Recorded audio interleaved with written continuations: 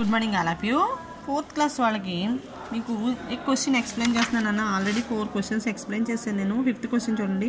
సాంపు క్యా కర్తా థా అంటే పాము ఏం చేసేది.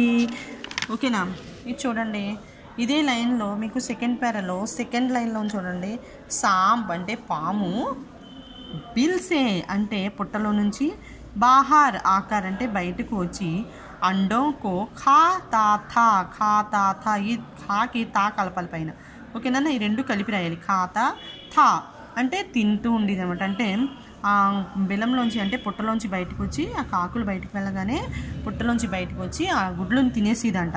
ఓకేనా, మళ్ళీ చెప్తాను చూడండి. సాంప్ అంటే పాము, బిల్సే అంటే పుట్టలో నుండి, బాహార్ ఆకార్ అంటే బాహార్ అంటే బయటకు, ఆకార్ అంటే వచ్చి, అండోంకో అంటే ఎగ్స్ని, ఖాతా అంటే తినేసేదంట. ఓకేనా, ఈ క్వశ్చన్కి ఆన్సర్ అనమాట ఇది. ఓకేనా, 5th క్వశ్చన్. అలాగే 6th క్వశ్చన్ చూడండి.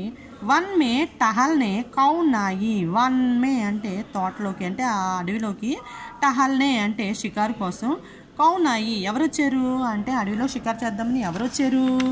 ఓకేనా, చూడండి. 1 మే రాజ్కుమారి టహల్నే ఆయి థీ. ఇది 6వ క్వశ్చన్కి ఆన్సర్ అనమాట. అంటే లాస్ట్ పేరా 29 పేజ్లో లాస్ట్ పేరాలో ఫస్ట్ 2 లైన్స్ అనమాట. చూడండి. 1 మే అంటే అడవిలోకి, రాజకుమారి అంటే రాజకుమారి ఎవరని, టహల్నే అంటే షికార్కి, ఆయి థీ అంటే వచ్చిందంట. ఓకేనా, అంటే తోటలోకి అంటే ఈ అడవిలోకి రాజకుమారి షికార్కి వచ్చిందంట. ఓకేనా, ఇది 6th క్వశ్చన్కి ఆన్సర్. ఓకేనా, ఈ 2 questions read and right CWN HWN అన్న.